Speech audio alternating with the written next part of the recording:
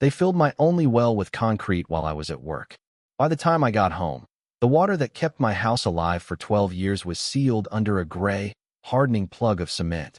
And the men who did it were already planning to pour foundations for million-dollar homes next door like nothing had happened.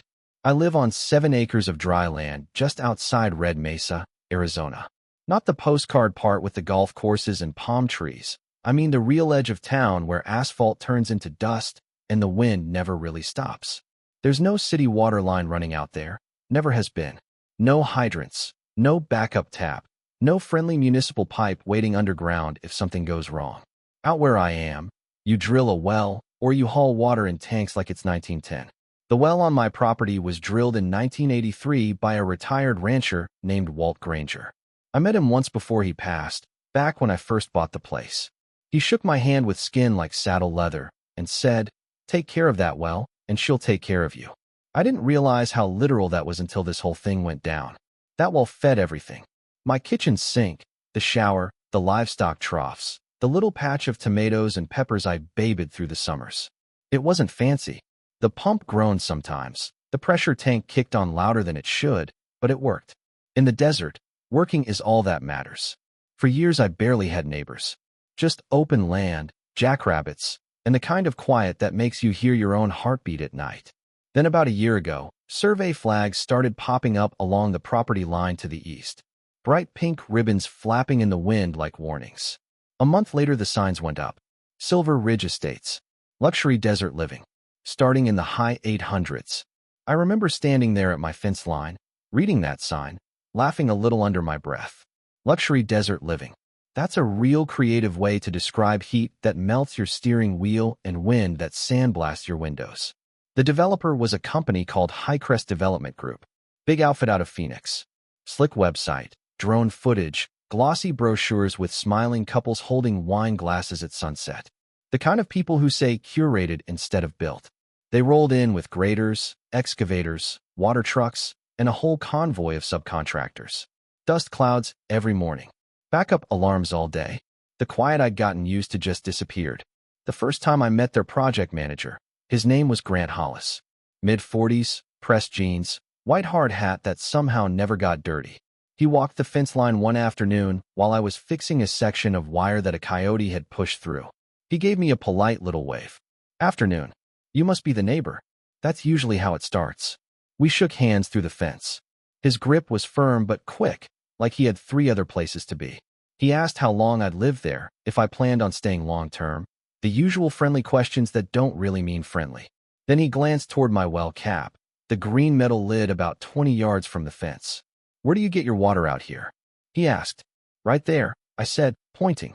"That well's been active for decades." He nodded slowly, scribbled something on his clipboard.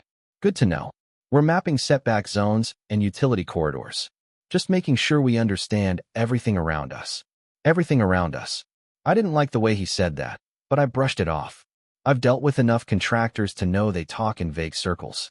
For the next couple months, construction crept closer.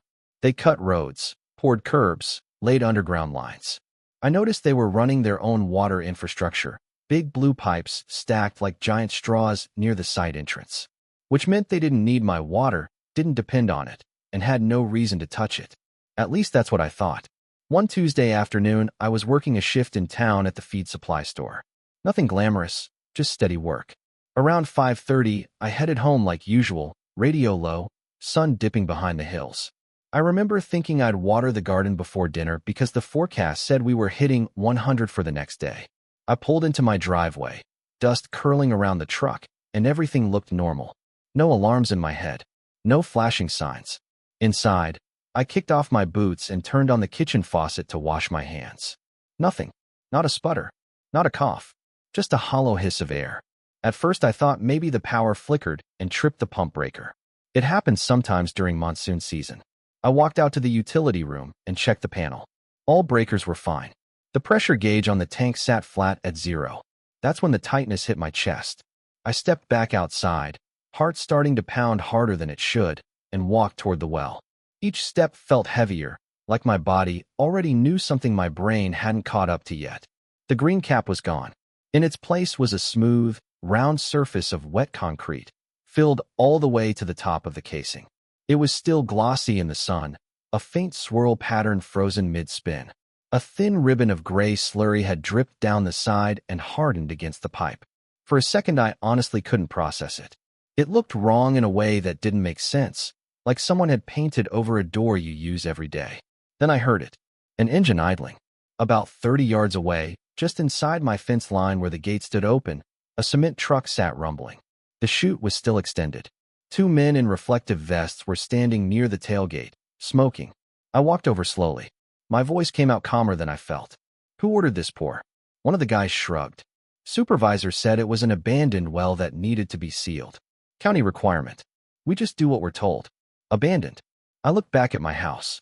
The power line still ran from the panel to the pump control box. The wiring was intact. My entire home depended on that so-called abandoned well. "You're on my property," I said. "That well is active." The driver avoided eye contact.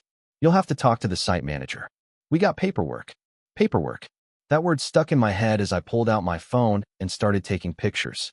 The wet concrete. The truck. The open gate. The tire tracks cutting across my land. Then I called Grant. He answered on the third ring, sounding annoyed. "Yeah? You filled my well with concrete." A pause. Not confusion. Not shock. Just a pause. "That well was within our setback zone," he said finally. "It was flagged as inactive." "It's not inactive. It's the only water source on my property." Another pause, shorter this time. "Well, if that's the case, you'll need to drill a new one. These things happen during development. These things happen." Something in me went very still at that moment. I realized arguing with him right there, on the phone, wasn't going to fix anything. The concrete was already setting. I said, "We'll talk soon," and hung up. Then I stood there in the fading sunlight, staring at that gray circle where my water used to be, and understood that this wasn't an accident. This was either arrogance or a calculation, and I was about to find out which. I didn't sleep that night. Not because of the heat. Though without water the swamp cooler was useless and the house held on to the day's warmth like an oven. It was the sound of silence. No pressure tank kicking on. No faint rush in the pipes when the toilet refilled. You don't realize how much comfort there is in those small mechanical noises until they're gone. Around midnight, I sat at my kitchen table with a legal pad, writing down everything I could remember. The time I left for work. The time I got home. The exact words Grant used on the phone. I'm not a dramatic person by nature, but I know enough about the world to understand that if someone with money decides to push you around, you better have your facts straight. Highcrest Development wasn't just building houses. They were building an image. Silver Ridge Estates was being marketed as exclusive, peaceful, pristine. And my 7 dusty acres didn't fit the brochure. That thought kept circling back. 2 weeks before the pour, I'd gotten a certified letter from a law office in Phoenix representing Highcrest. It claimed there were encroachments along the shared boundary and that certain structures on my property might interfere with their planned utility easements. It was vague. No direct accusation, just pressure wrapped in legal language. I'd walked the line myself with a survey map. My fences were inside my boundary. My well was clearly on my side, nearly 40 feet from the line. There was no legitimate reason to touch it, unless they were hoping I wouldn't fight back. At 6 the next morning, I drove into town and parked outside the office of a local attorney named Daniel Mercer. Dan had handled a land dispute for a friend of mine a few years back. Not flashy, not billboard famous, but steady. The kind of guy who reads every page twice. He listened without interrupting while I laid my phone on his desk and played the video of the wet concrete sitting in my well casing. He leaned back slowly in his chair. "They did this yesterday?" he asked. "Yesterday evening, while I was at work." He nodded once. "That's destruction of a permitted water source. If it's active and registered, that's not just a civil issue. That edges into regulatory violations." Edges into. He asked for every document I had. The original drilling record from 1983. The pump installation permit. Electrical inspection sign-off. My property survey. Luckily, I'm the kind of person who keeps a file cabinet organized. Out in the desert, paperwork matters. While I went home to gather everything, Dan made a call to the County Water Resources Department. By the time I returned, he'd already spoken to an inspector. "They're sending someone out this afternoon," he said. "Don't touch anything. Don't let them back on your property. And if anyone from Highcrest contacts you, refer them to me." I won't lie. Hearing someone else say we instead of you did something to my spine. I wasn't alone in it anymore. The inspector showed up just after 2.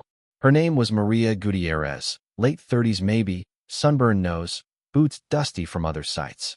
She didn't waste time on small talk. She walked straight to the well, crouched down, and ran her hand over the concrete surface. Still curing, she muttered. She checked the casing diameter, took photos, compared the well ID number against the state database on her tablet. Then she stood up and looked at me. This well is registered, active, and permitted. There is no record of abandonment. That word again. Abandonment. She called someone from her truck. Within an hour, a second vehicle pulled up, this one from County Code Enforcement. Then another from Environmental Quality. I watched as the tone shifted from inspection to investigation. Around 4 o'clock, a black SUV rolled up from the construction site entrance. Grant stepped out, sunglasses on, jaw tight. "What's going on here?" he asked, looking at the cluster of county vehicles like they were stray dogs on his lawn. Maria didn't raise her voice. "Your company sealed an active water well without authorization. That's a violation of state water code and county development permits." Grant's smile was thin. "There must be some confusion. Our survey flagged this as inactive. Did you verify with the state database?" she asked. Our subcontractor handled the compliance. She held his gaze for a second longer than comfortable. "The permit holder is responsible." I stood off to the side, arms crossed, not saying a word. For the first time since I'd seen that concrete, I felt something close to control. Grant turned toward me. "You could have come to us directly." "I did," I said. "You told me to drill another well." His expression flickered. "That's not what I meant." "It's exactly what you said." There was a moment there, a quiet standoff in the desert wind, dust moving between us like smoke. By 5 o'clock, a stop work order was posted at the entrance to Silver Ridge Estates. Red tags hung from heavy equipment. Concrete trucks were turned away. Framing crews packed up half-finished forms and left. I didn't cheer. I didn't smile. I just watched. But the story didn't end there. 3 days later, Dan called me back into his office. Highcrest's legal team had reached out. They wanted to discuss resolution. Resolution is a polite word for damage control. We sat across from 2 attorneys in tailored suits who probably billed more per hour than I made in a week. Grant was there too, quieter now. Their opening offer was simple. They would pay to have a new well drilled on my property at a location of my choosing. In exchange, I would sign a release waiving further claims. Dan didn't even look at me before responding. "The replacement well will be drilled deeper than the original, at no cost to my client. It will include upgraded pump equipment. All temporary water hauling costs will be covered. Additionally, we will not sign away the right to pursue regulatory penalties. That's up to the county." The taller attorney adjusted his tie. "That seems excessive." Dan leaned back. "Sealing an active well without verification is excessive." I stayed quiet, but inside something was shifting. At first this had felt personal, like they had targeted me specifically. And maybe they had. But now I could see the bigger picture. Highcrest had been moving fast, pushing timelines, cutting corners. In their rush to transform open desert into profit, they treated anything in the way as disposable, including me. Over the next 2 weeks, drilling equipment showed up on my land. This time, with permits triple-checked. The new well was placed even farther from the boundary, nearly twice as deep as the old one. When they hit water, the yield tested stronger than what I'd had before. One of the drillers, an older guy with oil-stained gloves, shook his head as he capped the casing. Whoever filled that first well didn't know what they were destroying. That was a good vein. "Yeah," I said. "I know. Highcrest paid for everything. The drilling, the upgraded submersible pump, a new pressure tank, even temporary water deliveries while we waited for completion. Meanwhile, the county fines stacked up. Water rights violations, unauthorized well sealing, permit noncompliance. I heard through town chatter that their grading permit was suspended for the remainder of the season. In Arizona, losing a grading season is like setting money on fire. A month later, I saw Grant again. I was at the hardware store picking up fencing supplies when he walked in. No hard hat this time, just a regular guy in a polo shirt. He hesitated, then approached. "Look," he said, "I want you to know it wasn't personal." I studied him for a moment. "You filled my only water source with concrete." He nodded once, slow. "We were under pressure. Investors. Deadlines. Someone flagged it wrong, and it moved fast." "That's the problem," I said. "You move fast. Out here, things don't." He didn't argue. Maybe he finally understood that land isn't just a line on a development map. It's history. It's survival. When I got home that evening, I turned on the kitchen faucet. Water surged out strong and clear, almost startling in its force. The pump kicked on smooth and steady, stronger than I'd ever heard it. I stood there for a second longer than necessary, just listening. They tried to erase my water. Instead, they paid to make it better. But sometimes I still wonder what would have happened if I hadn't kept records, if I hadn't known my rights, if I'd just accepted their version of events and tried to scrape together money for a new well on my own. Out here, the desert doesn't forgive mistakes. And neither should we. For a while, things went quiet again. The stop work order eventually lifted after Highcrest paid their fines and restructured a chunk of their compliance process. At least that's what I heard through town gossip and a guy I know who does excavation. Construction picked back up at Silver Ridge Estates, but slower this time. More inspections. More county trucks coming and going. Less swagger. From my porch, I could see the rooftops start to rise above the graded lots. Stucco walls, tile shingles, neat little backyards boxed in with block fencing. At night, the glow from their temporary work lights spilled across my land like a second sunset. It was strange watching a neighborhood grow where there had only been open dirt and coyotes. A few months after the new well went live, I got a letter in the mail. Not certified this time, just regular envelope. Inside was a glossy brochure for Silver Ridge Estates with a handwritten note clipped to it. Thought you might like to see the finished vision. GH. I stared at that note for a long time. It wasn't an apology. It wasn't hostile either. Just acknowledgement. Maybe even a quiet attempt at peace. I set it aside. The truth is, the whole ordeal changed me more than I expected. Before this, I'd always believed if you kept your head down and did things right, people would respect that. But development doesn't run on respect. It runs on leverage, timelines, and whatever they think they can get away with. I started paying more attention after that. I went to 2 county planning meetings, sat in the back row, and listened while they discussed future zoning changes. I learned more about water rights in 3 months than I had in 12 years of owning land. Turns out, in Arizona, water isn't just survival. It's politics. It's currency. It's power. One evening, maybe 6 months after the incident, there was a community meet and greet hosted by Highcrest for new homeowners. Food trucks, string lights, a little acoustic band trying their best against the wind. Curiosity got the better of me, so I drove over and parked near the entrance. Nobody stopped me. Families walked around holding paper plates piled with barbecue. Kids chased each other between half-grown desert landscaping. Sales reps gave tours of model homes with granite countertops and oversized islands. It was polished. Impressive, even. I found Grant near the refreshment table, talking to a couple about lot premiums. He spotted me and excused himself. "Didn't expect to see you here," he said. "Just looking," I replied, making sure no one's pouring concrete where they shouldn't. He gave a small, embarrassed laugh. Fair enough. We stood there in the noise of the event, neither of us quite sure what the script was supposed to be now that the battle was over. "You know," he said finally, after what happened, corporate brought in outside auditors. Whole compliance overhaul. New verification steps before any site work. Your well basically became a case study. That caught me off guard. A case study? Yeah. What not to do? I thought about that for a moment.